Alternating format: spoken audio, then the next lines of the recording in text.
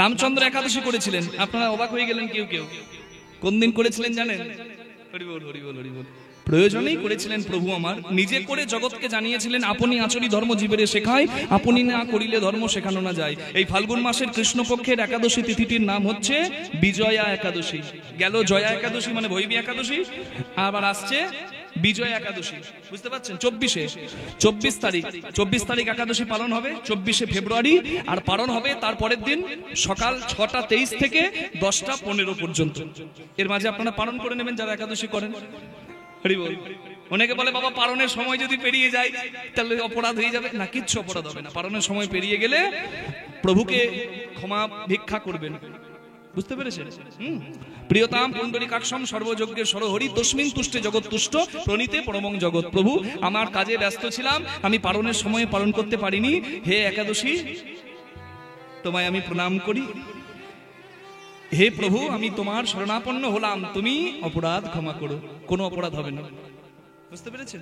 অনেকে বলে বাবা নির্জলা করতে পারি না, মানে একা উপবাসী থাকতে পারি না, কি দরকার? যেগুলো নির্জলা না করলে নয়, বা যেগুলো একদমই উপবাসী না থাকলে নয়, সেগুলো করবেন উপবাসী হয়ে। আর বাকি আপনারা ফলাহার করতে পারেন, শাকাহার করতে পারেন, কোনো অসুবিধা নাই। হ্যাঁ, তবে ভগবত স্মরণ, নাম জপ, প্রভুকে স্মরণ এগুলো বেশি করে করবেন। প্রভুকে স্মরণ করার, প্রভু রূপে বাস করে প্রভুর চিন্তা করা, সংসারের চিন্তা ছেড়ে শুধু প্রভুর চিন্তা করা, একটা দিন, 15টা দিনের পর একটা দিন, এটা হচ্ছে আসল উদ্দেশ্য। শরীর রাখার জন্য খেতে হবে, কি খাবেন?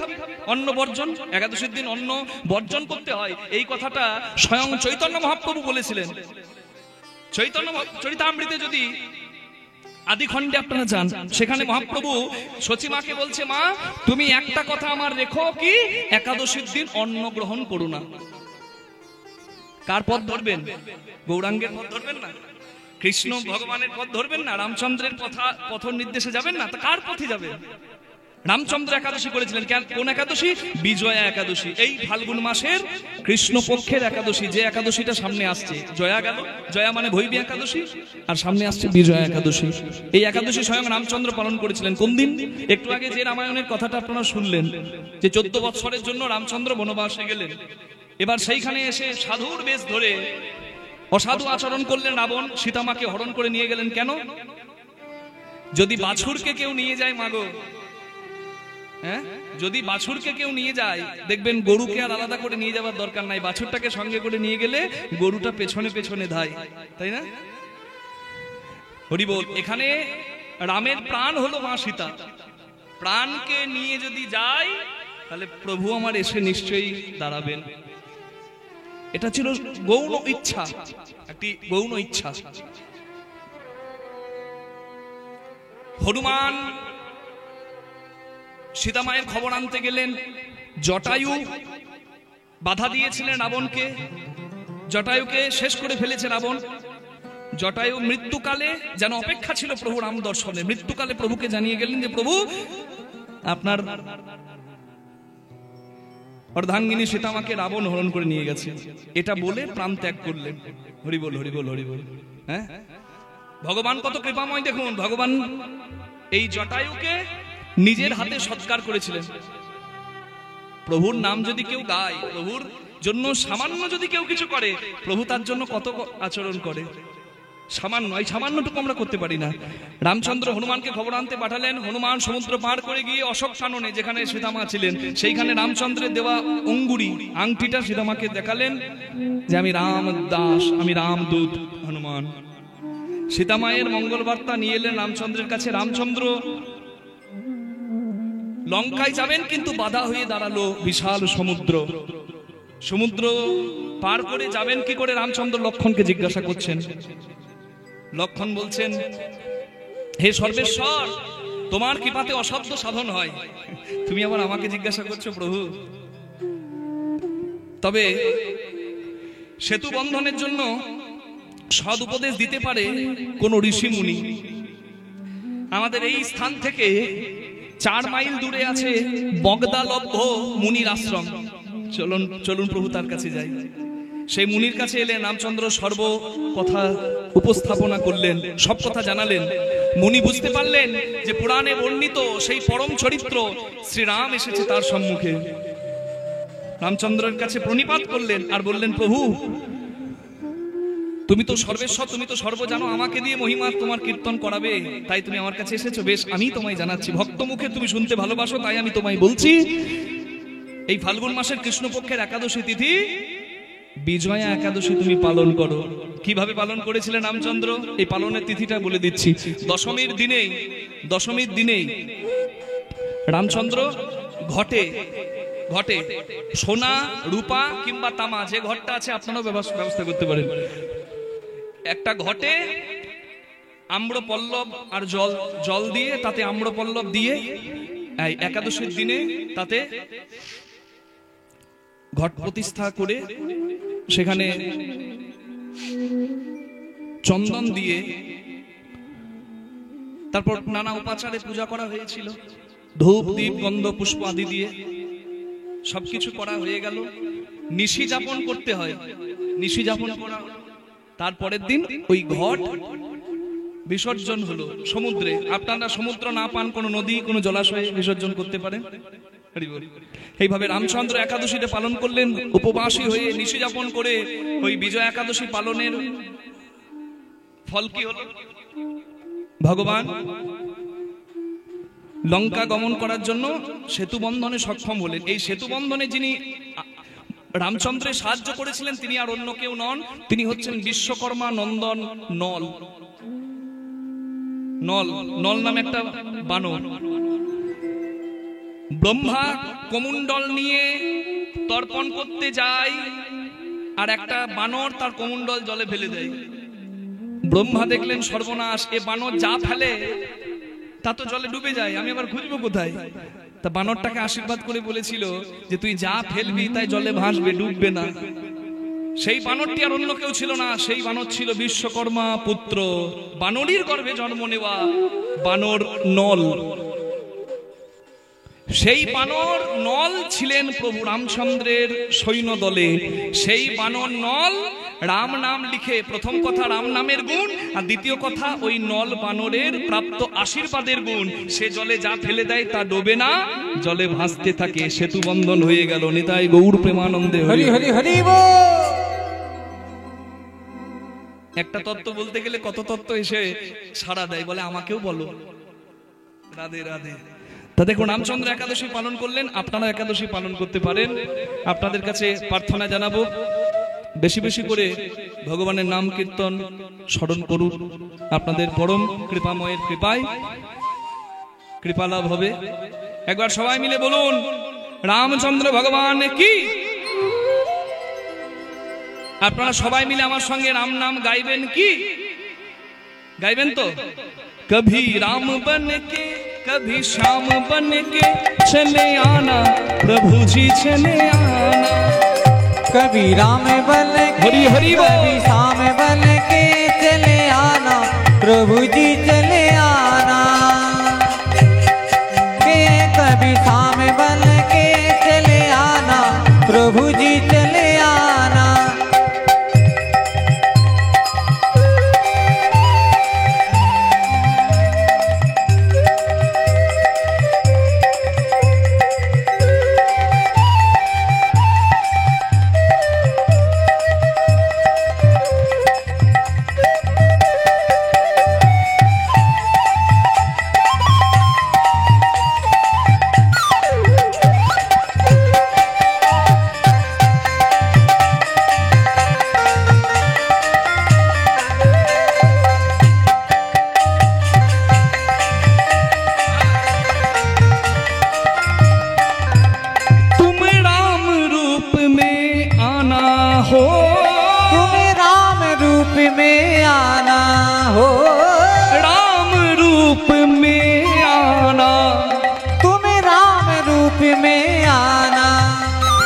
अगर तुम राम रूप में आओ तो अकेले मत आना स्वामी।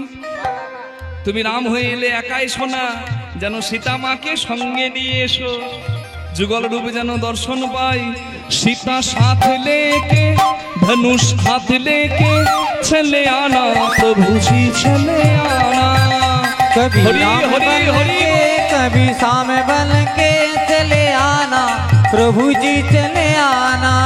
कभी राम बन के कभी सामे बन के चले आना, प्रभु जी चले आना।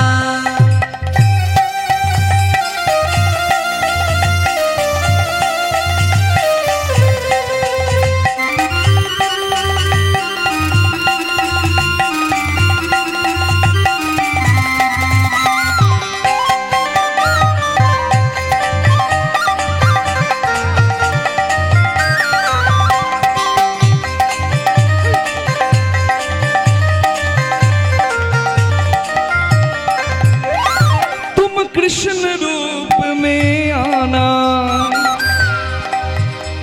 तुम कृष्ण रूप में आना, तुम कृष्ण रूप में आना। अगर कृष्ण रूप में आओ तो अकेले मत आना स्वामी, राधा जी को साथ लाना, बंसी बजाते रहना। यदि कृष्ण हुए आसो एका एसो ना, राधा रानी के साथे निये जुगले दर्शन दियो। राधा साथी लेके मुरली हार लेके, राधा साथी लेके मुरली हाथ लेके चले आना, प्रभु जी चले आना।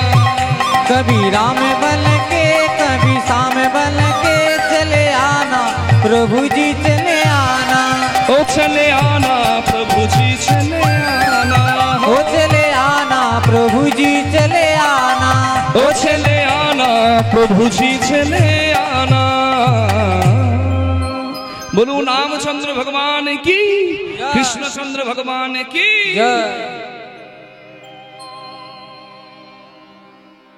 एकादशीर दिनेই জন্ম হলো সুদামার, ওই জন্য একাদশীর মাহাত্ম্যের কথা শোনালাম গো। ভক্তের জন্ম পবিত্র দিনেই হয়, আবার একাদশীর থেকে পবিত্র তিথি আর যে দ্বিতীয় কিছু নয়। কি মা? হ্যাঁ, রাধে রাধে। এই একাদশী কোন একাদশী? উত্থান একাদশীতে, কার্তিক মাসে দামোদর মাসে যে একাদশী কৃষ্ণের প্রিয়, সেই একাদশীতে জন্ম নিলেন সুদামা মহারাজ মোটুক ব্রাহ্মণের ঘরে, মা রচনা দেবীর গর্ভে। মায়ের নাম কি বললাম? বাবার নাম মোটুক ব্রাহ্মণ, আর মায়ের নাম রচনা দেবী। হ্যাঁ, রচনা দেবী। রচনা নয় হে, এ রচনা করে ছাড়ছে, মানে দিদি নাম্বার ওয়ানে রচনা বানিয়ে দিল। ও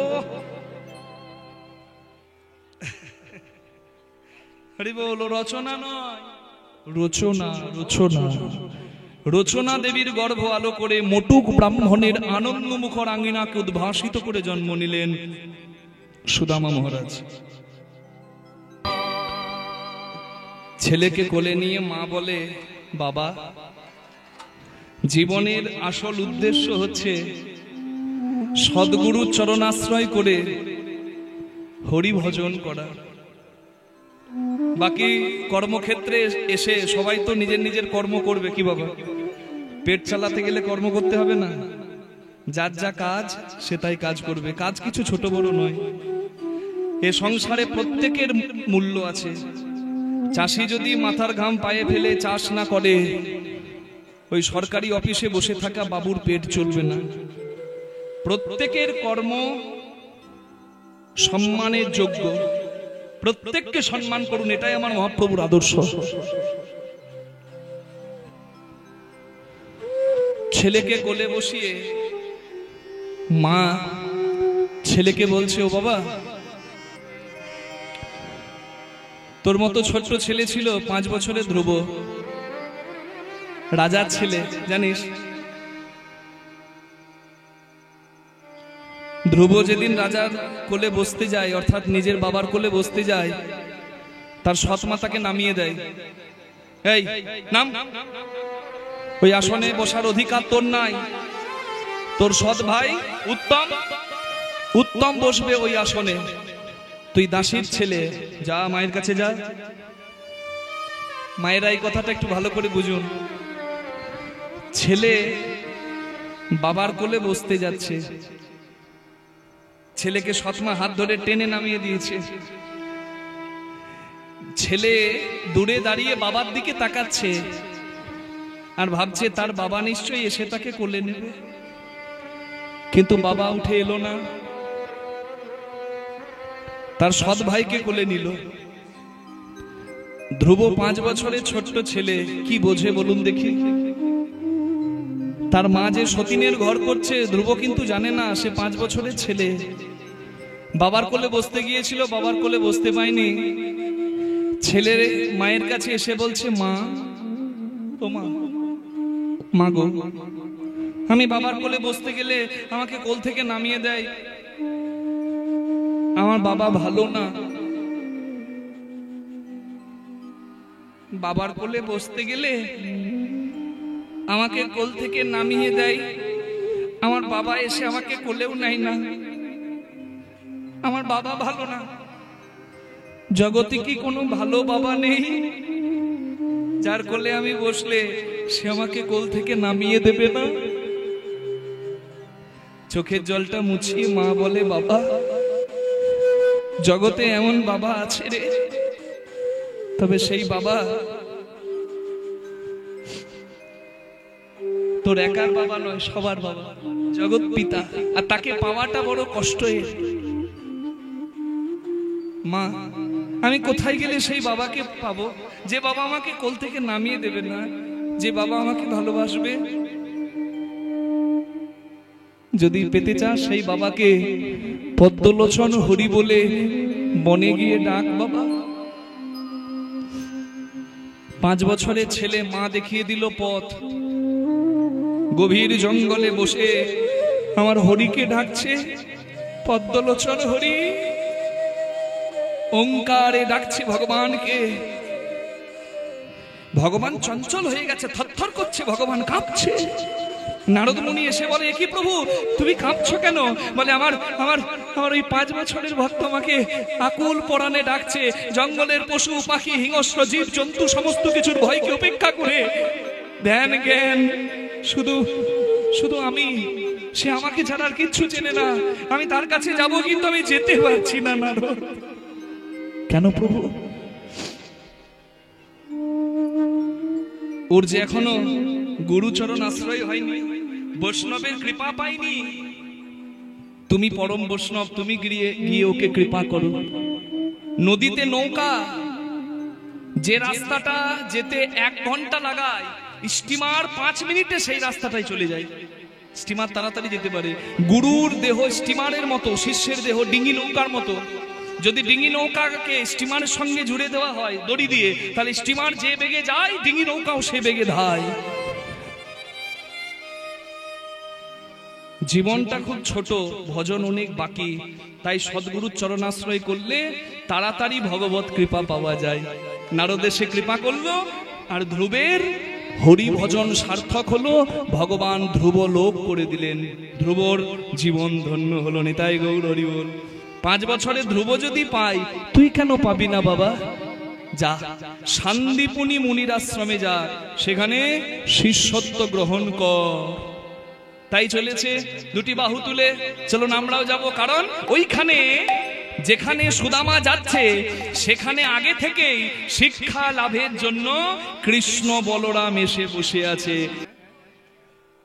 কি নাম? কি নাম? কোথা থেকে এসেছো? না এখানে দেখছেন কেন? ওইখানে সুদামা এসেছে শান্তিপুনি মুনির আশ্রমের দরজায়। মুনি বলছে, কি নাম? তোমাকে তো আগে কোনোদিন দেখি নাই। সুদামা বলে, ব্রাহ্মণের সন্তান আমি, সুদামা মোর নাম। ব্রাহ্মণের সন্তান আমি, সুদামা মোর নাম। শিক্ষার উদ্দেশ্য লাগে আমি আইলাম স্থান। শিক্ষার উদ্দেশ্য লাগি আইলাম স্থান। এই ভবে আমি বড়ই দুঃখী, এই ভবে আমি বড়ই দুঃখী। আমায় একটু জায়গা দাও না তুমি। এই ভবে আমি বড়ই দুঃখী, আমায় একটু জায়গা দাও না। তোমার চরণ ধরে মিনতি করি, একটু জায়গা দাও না তুমি, ধরে মিনতি করি, একটু জায়গা দাও না তুমি, মিনতি করি, একটু জায়গা দাও না তুমি। এইভাবে আমি বড়ই দুঃখী, শিক্ষার উদ্দেশ্য লাগি আইলাম এই স্থান।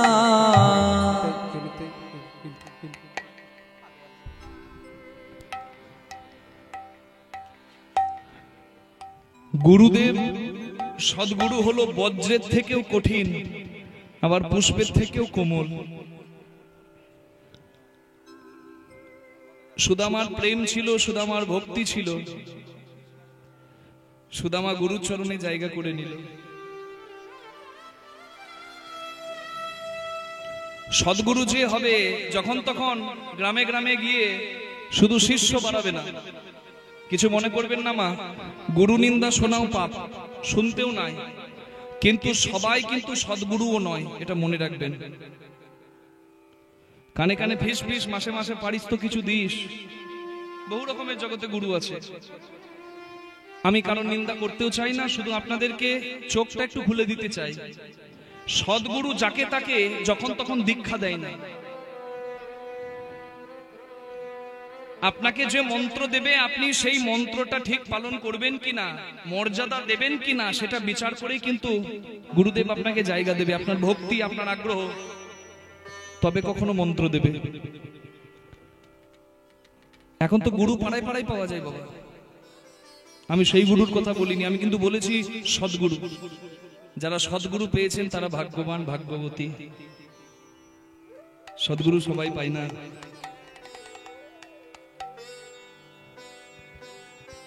সুদামার ভক্তি দেখলো, নিষ্ঠা দেখলো, তবে কখনো সুদামাকে জায়গা দিল।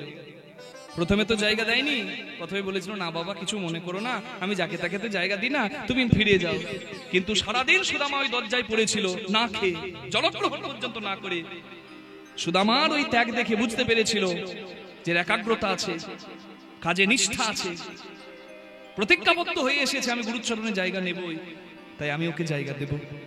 সুদামাকে গুরুদেব এসে জিজ্ঞাসা করছে, বাবা তোর বাড়িতে কে আছে, বাবা আছে?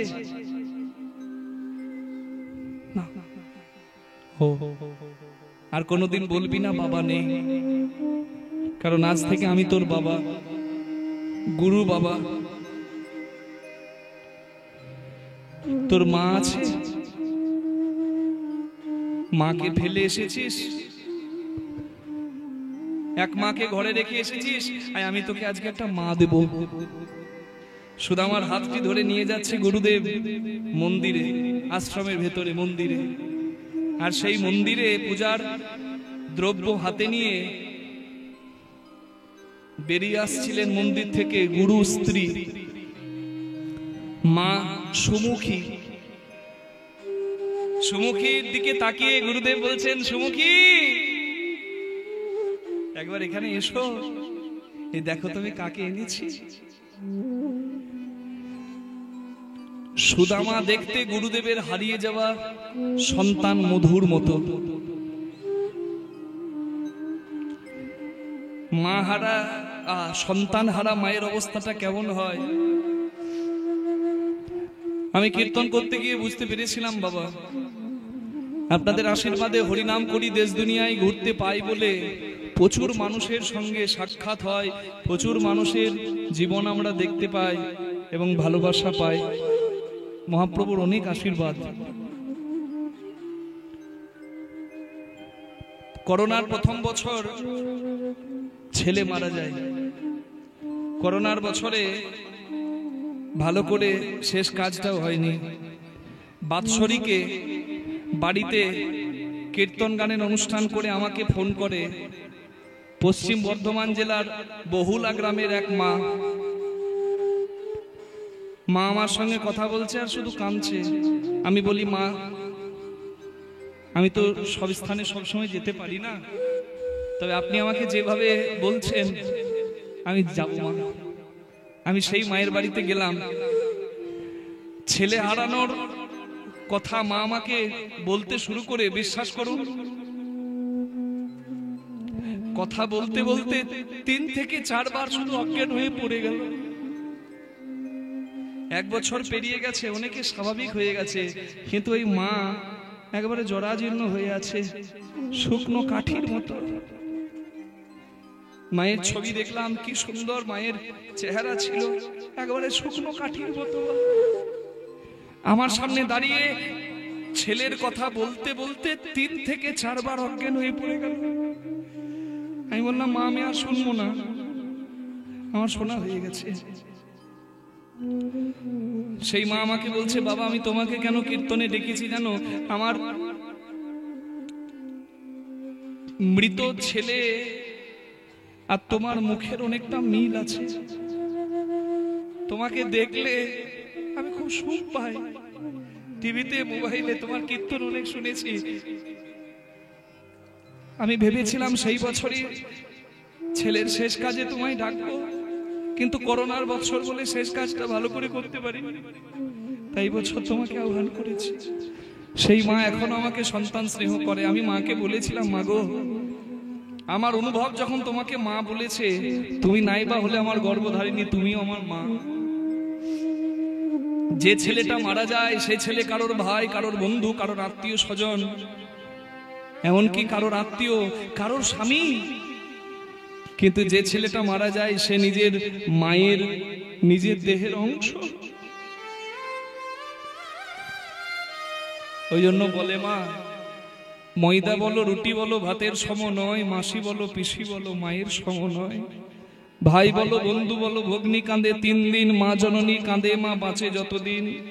মা যদি মরেও যায়, শ্মশানে হাড় থাকে পোতা, শ্মশান থেকেও কাঁদে মা, বাছা রইলি কোথা। মা জননীর কিবা দুঃখ বলিব কেমনে, জেনেছিলেন মা কৌশল্যা যেদিন রাম গেল বনে।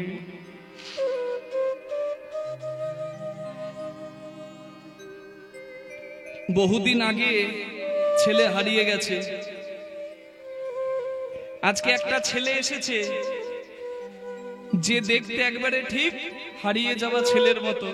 তাই সুদামাকে দেখেই মা ছুটে এসে বুকে জড়িয়ে ধরেছে, তুই কি মধু ফিরে এলি রে, তুই কি মধু ফিরে এলি রে, আমার মধু ফিরে এলি রে, আমার মধু ফিরে এলি রে, তোরে আই রে বাপ বুকে আয়, আমার মধু ফিরে এলি রে, আই রে বাপ বুকে আয়, আমার মধু ফিরে এলি রে। আশ্রমে জায়গাটাও যে পাচ্ছিল না, আজকে আশ্রমে জায়গাও পেল, ধৈর্য ছিল, ভক্তি ছিল, গুরু বাবা পেল, আবার গুরু মা পেল। আশ্রমে কৃষ্ণ আছে, বলরামও আছে, অনেক শিক্ষার্থী আছে, সব থেকে বেশি ভালোবাসার জায়গাটা সুদামা পেল। সুদামা দেখতে হারিয়ে যাওয়া ছেলের মতো, আর সুদামার এত প্রেম, সুদামাকে কে না ভালোবাসবে গো, হরি বল। এই গুরু আশ্রমে এসেই সুদামার প্রাপ্তি হলো, কি গুরু পেল, আর এই গুরু আশ্রমেই বসে সুদামা গোবিন্দ পেল, গুরুচরণে জায়গা পেয়েছে, দীক্ষা নিয়েছে, শিক্ষা নিয়েছে। সুদামা নির্জনে বসে, তার তো আর বন্ধু নাই, গুরু আশ্রমে সবে এসেছে, এখনো তার চেনা বন্ধু কেউ নাই। তাই নির্জন ঘরের কোণে বসে, আর সূর্য যখন অস্ত যায় বসে বসে সুদামা গান গায়, দিনও যায়। সুদামা যখন গান গায়, সুদামার গান শুনতে সবাই এসে সামনে দাঁড়িয়ে যায়। দিনও যায়, দিন বন্ধু বলে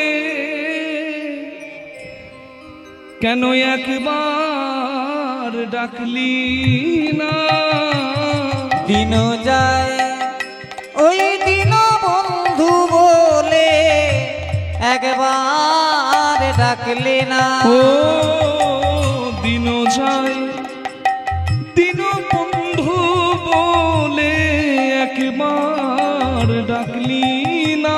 দিন যায় ও দিন বন্ধু বলে একবার ডাকলে না। ওরে এমন সাধে মানব জন, এমন সাধে মানব জন হারাইলে আর হবে না। দিন যায় ও দিন বন্ধু বলে একবার ডাকলে না। দিন যায় ও দিন বন্ধু বলে একবার ডাকলে না। দিন বন্ধু বলে একবার ডাকলে না।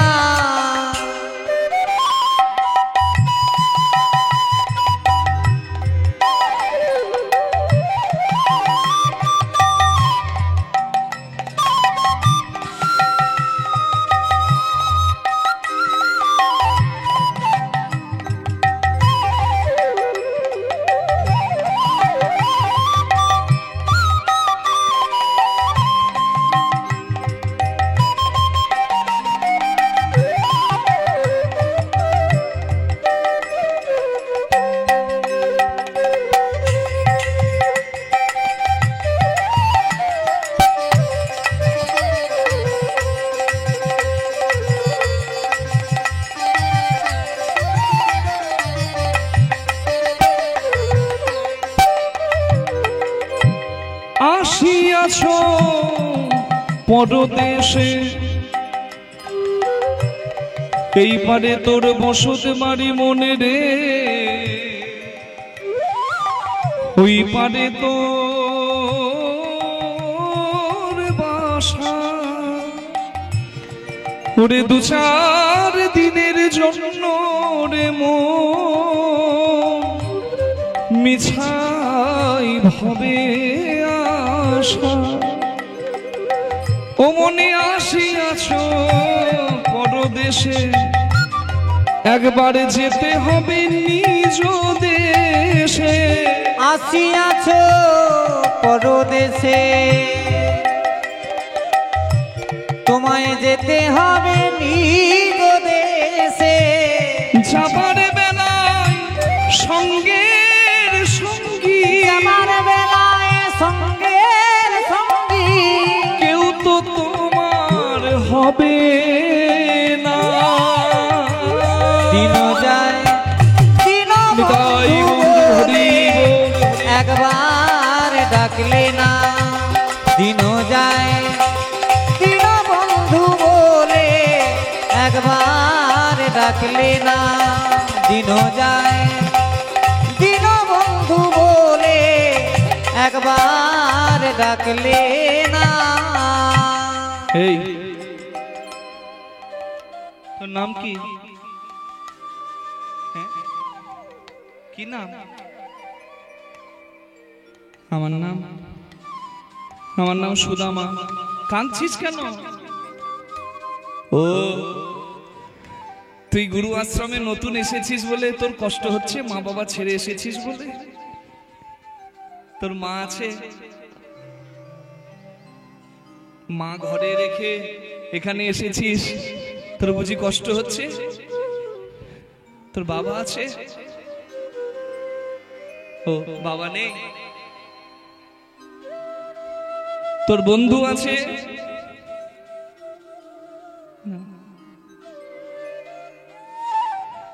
তোর বন্ধু নেই?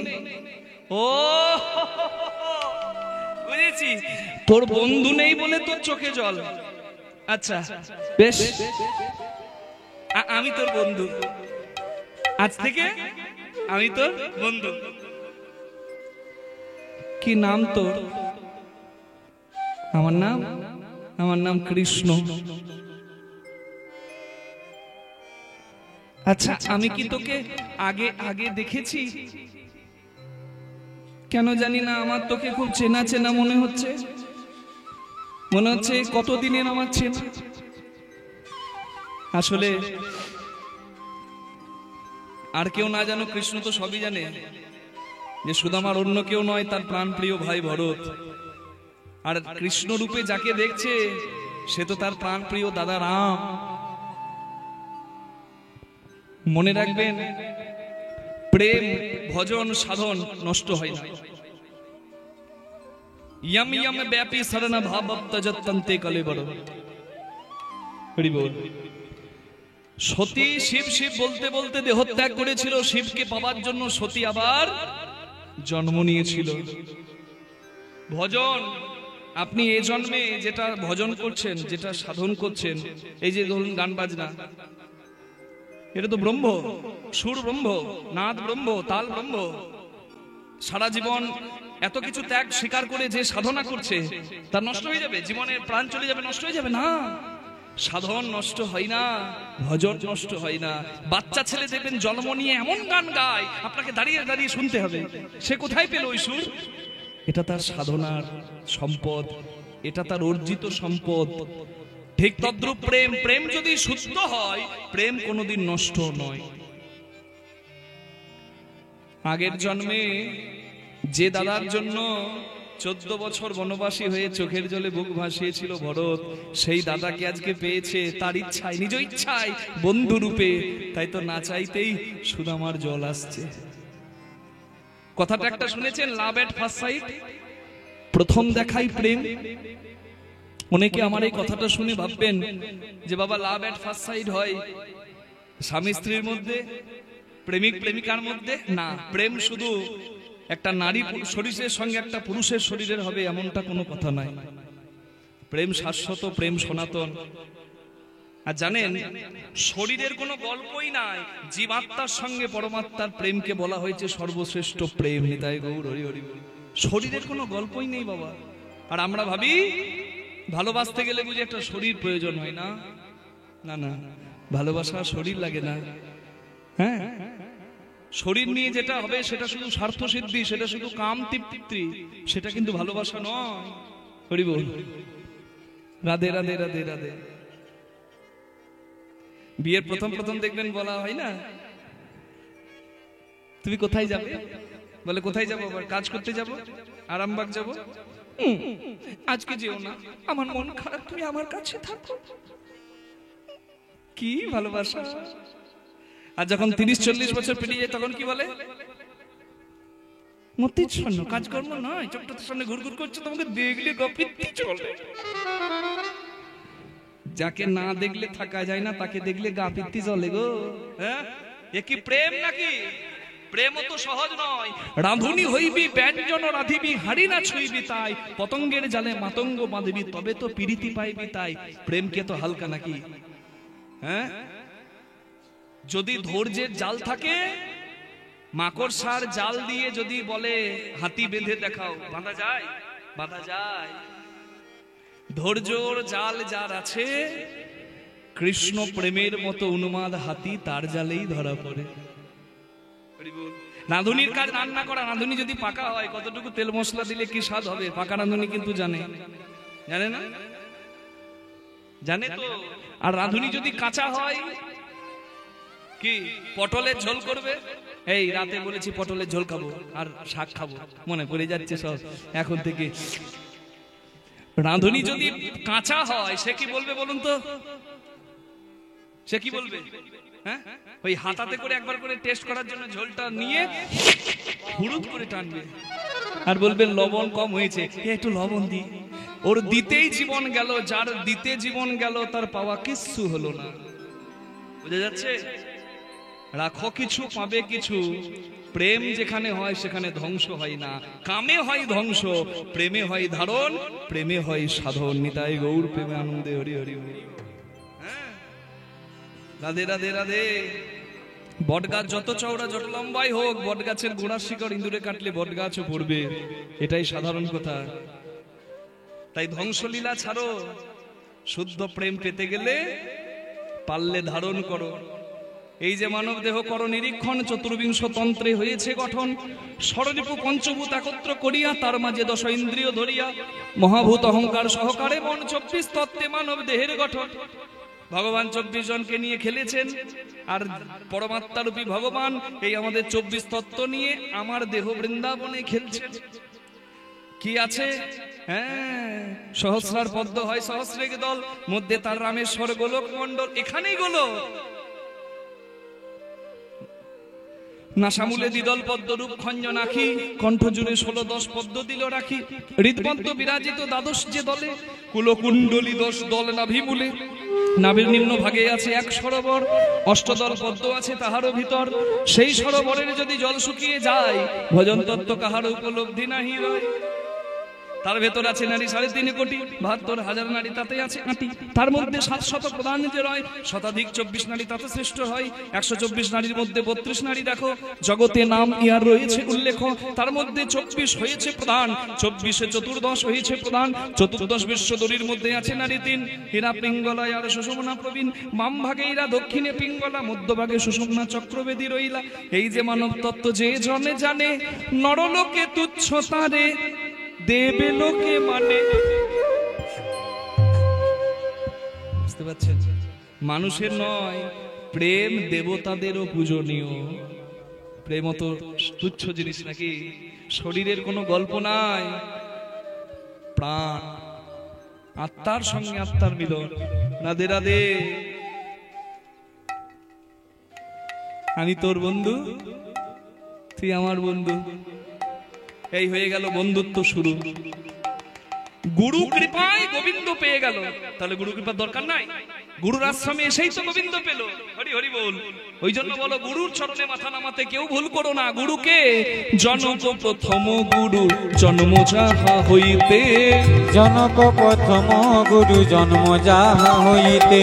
মাতা পিতা প্রথম গুরু কহি সবার সাক্ষাতে, মাতা পিতা প্রথম গুরু কহি সবার সাক্ষাতে। মাতা পিতা প্রথম গুরু কহি সবার সাক্ষাতে।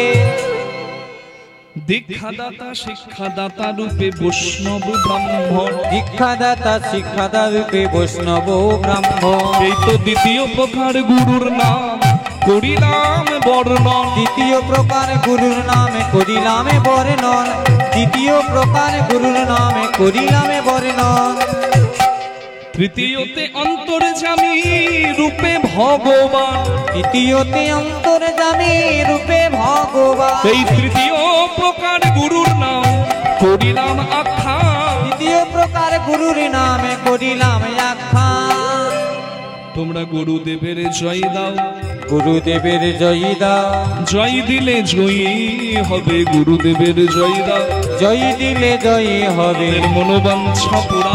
জয় দিলে জয় হবে, মনোবাঞ্ছা পুরাইবে। জয় দিলে জয় হবে, মনোবাঞ্ছা পুরাইবে। জয় দিলে জয় হবে, মনোবাঞ্ছা পুরাইবে। জয় দিলে জয় হবে, মনোবাঞ্ছা পুরাইবে। জয় দিলে জয় হবে, মনোবাঞ্ছা পুরাইবে।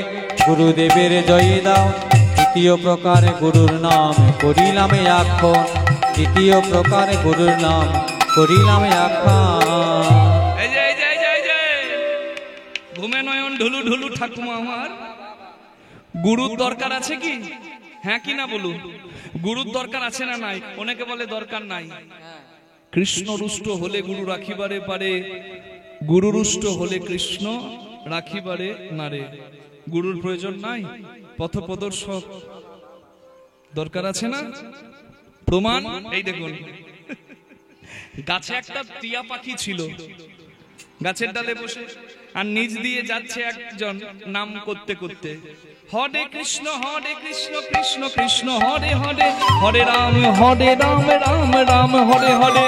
হরে কৃষ্ণ কৃষ্ণ কৃষ্ণ হরে হরে, হরে রাম রাম রাম হরে হরে।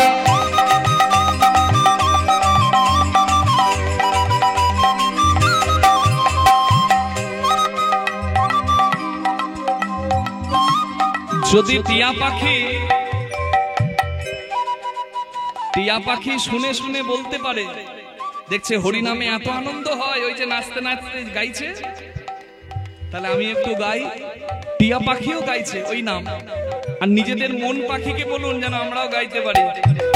ভুল হোক তবু তালে তালে সুর, ভুল হোক ভাব, রাগে হোক না হোক অনুরাগ যেন থাকে, প্রেম সে দুটি বাহু তুলে সবাই মিলে।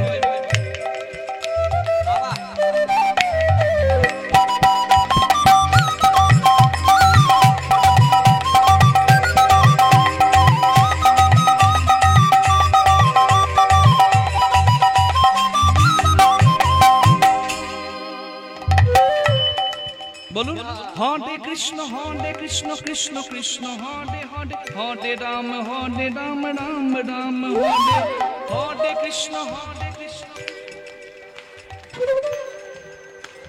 আরেকবার হোক সবাই, হরে কৃষ্ণ কৃষ্ণ কৃষ্ণ।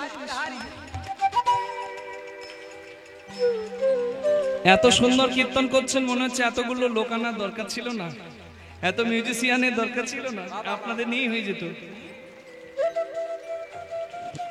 হরি হরি বল, সবাই একসঙ্গে বলুন হরে কৃষ্ণ কৃষ্ণ কৃষ্ণ হরে হরে, হরে রাম রাম রাম হরে হরে, হরে কৃষ্ণ কৃষ্ণ কৃষ্ণ হরে হরে, হরে রাম রাম রাম হরে হরে।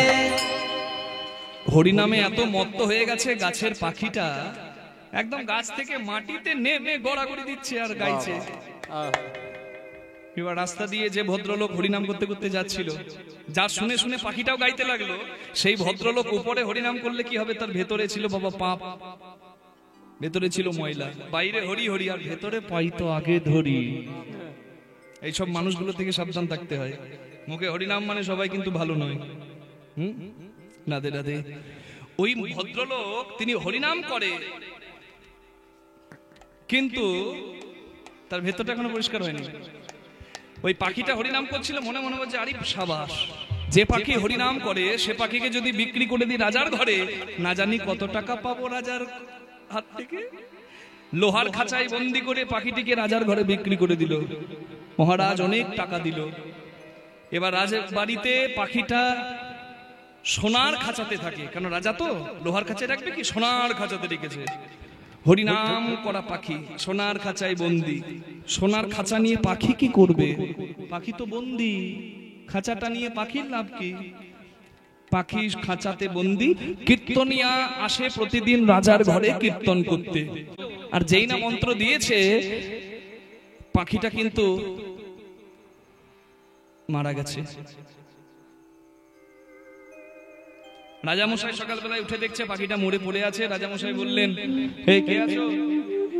এই পাখিটা মারা গেছে, পচে গন্ধ ছড়াবে, যাও খাঁচার দরজাটা খুলে ওকে বের করে আনো। এবার পাখিটাকে খাঁচার দরজা খুলে যেই না বের করতে যাবে, পাখি তো মরেনি। কীর্তনিয়া বলেছে, বাঁচতে চাও তো মরার ভান করে পড়ে থাক। পাখি তো ভান করেছিল এই তো পথ, দেখছে ফাঁকা, আমি মরা মনে করে দরজা খুলেছে। এইবার আমি দেখাই আমার কায়দা। পাখিটা উড়েছে, আর যাবার সময় বলে গেল, যদিও হরিনাম করেছিলাম বন্দি, আজ গুরু নাম করে পেলাম মুক্তি। তাই সবাই মিলে দুটি বাহু তুলে বলুন একসঙ্গে, সবাই একসঙ্গে বলবেন, দিন তোর আনন্দে যাবে ভজলে গুরু নাম, গুরু ব্রহ্মা গুরু বিষ্ণু গুরু ভগবান। দিন তোরে আনন্দে যাবে ভজলে গুরু নাম, গুরু ব্রহ্মা গুরু বিষ্ণু গুরুই ভগবান। দিন তোরে আনন্দে যাবে ভজলে গুরু নাম, গুরু ব্রহ্মা গুরু বিষ্ণু গুরুই ভগবান। দিন তোরে আনন্দে যাবে ভজলে গুরু নাম, গুরু ব্রহ্মা গুরু বিষ্ণু গুরুই ভগবান। গুরু পিতা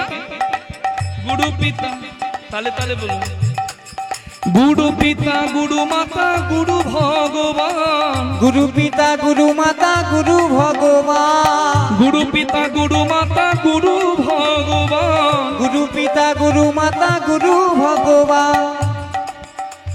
জগৎ গুরু শ্রীকৃষ্ণ সর্বশক্তিমান। জগৎ গুরু শ্রীকৃষ্ণ সর্বশক্তিমান। জগৎ গুরু শ্রীকৃষ্ণ সর্বশক্তিমান। জগৎ গুরু শ্রীকৃষ্ণ সর্বশক্তিমান।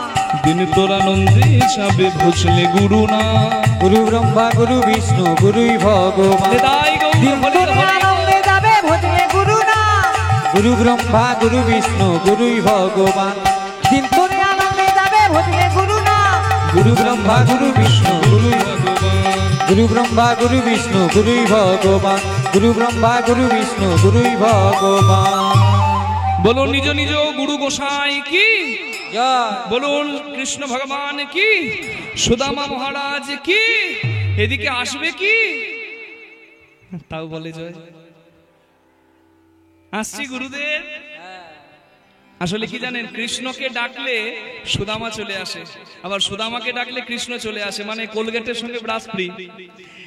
এমন বন্ধুত্ব না দুজনের, মানে কেউ কাউকে ছেড়ে থাকে না, একবারে এক প্রাণ এক আত্মা। গুরুদেব ডাকছে, তোমরা এখানে আসবে কি? কৃষ্ণ এখানে আসবে কি? কৃষ্ণকে ডেকেছে, সুদামা এসে গেছে। শোনো কৃষ্ণ, তুমি হতে পারো তুমি রাজপুত্র, কিন্তু এখানে যখন আছো গুরুর বাড়িতে, তোমাকে শিষ্যের মতো আচরণ করতে হবে। যাও, কাঠ ফুরিয়ে গেছে, জঙ্গল থেকে কিছু কাঠ নিয়ে এসো, রান্না হবে জ্বালানিতে। কৃষ্ণ আর সুদামা জঙ্গলে গেল কাঠ আনতে, কিন্তু যেখানে বাঘের ভয় সেখানেই সন্ধ্যা। হেন কালে হইল তথা ঝড় ভয়ঙ্কর, ঝড়ি ভয়ঙ্কর, দিকে দিকে অশনি ওঠে ঘূর্ণিঝড়, ওঠে ঘূর্ণিঝড়, দিবা কালে গহন অন্ধকার হইল, অন্ধকার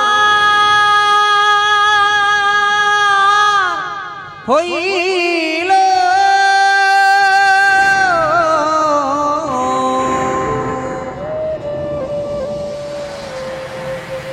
ঘন ঘন ঝড়, বজ্রপাত, কালো কালো মেঘে চারিদিকটা ছেয়ে গেছে।